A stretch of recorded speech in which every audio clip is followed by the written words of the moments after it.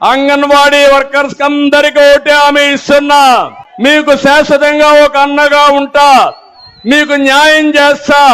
తప్పకుండా తెలుగుదేశం పార్టీ వచ్చిన వెంటనే మా అంగన్వాడీ టీచర్లకు న్యాయం చేసే బాధ్యత తీసుకుంటామని మరొక్కసారి హామీ ఇస్తున్నా. మిమ్మల్ని ఉద్యోగాల నుంచి చేస్తాడంట, జీతం పెంచమంటే ఎస్మా పెట్టి నీ ఉద్యోగాన్ని డిస్మిస్ చేస్తాడంట. ఏమి భయపడక్కర్లా, మీరందరూ గట్టిగా ఉండండి.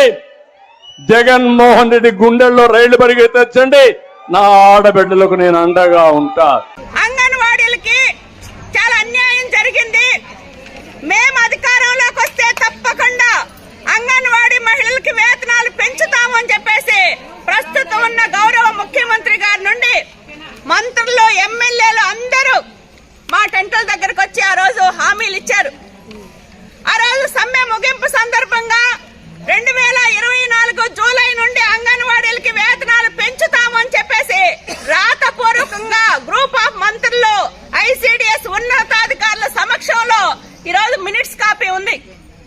కానీ ఈ ప్రభుత్వం వచ్చి 19 నెలలు గడిచింది. 19 నెలల్లో కనీసం ఒక్కసారైనా అంగన్వాడీ వేతనాల గురించి మాట్లాడి చర్చించి ఈరోజు అది కాదు ఇది ఇస్తామనే పరిస్థితిలో ఈ ప్రభుత్వం వ్యవహారం లేదు. అందుకని మరొక దశ పోరాటానికి అంగన్వాడీలు సిద్ధం అవుతా ఉన్నారు.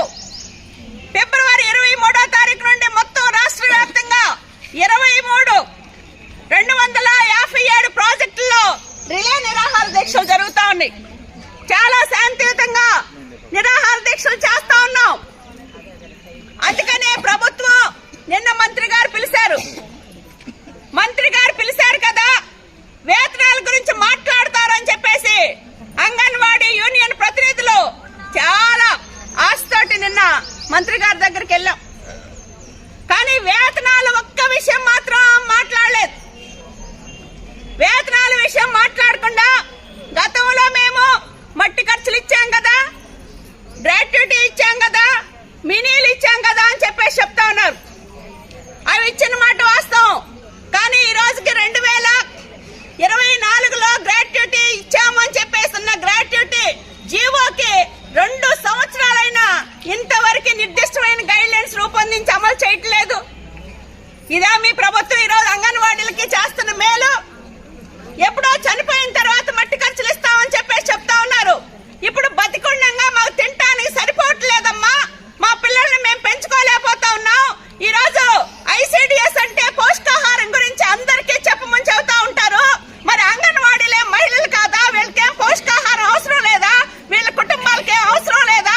అందుకనే పెరుగుతున్న ధరలకు అనుగుణంగా ఈ రోజు వేతనాల విషయం మాట్లాడండి అంటే ఆ ఒక్కటి అడగండి అని చెప్పేసి చెప్తా ఉన్నారు. అందుకనే మేము ఈ సందర్భంగా ఈ ప్రభుత్వాన్ని చెబుతా ఉన్నాం, అంగన్వాడీలు చాలా శాంతియుతంగా ఆందోళన చేస్తారు.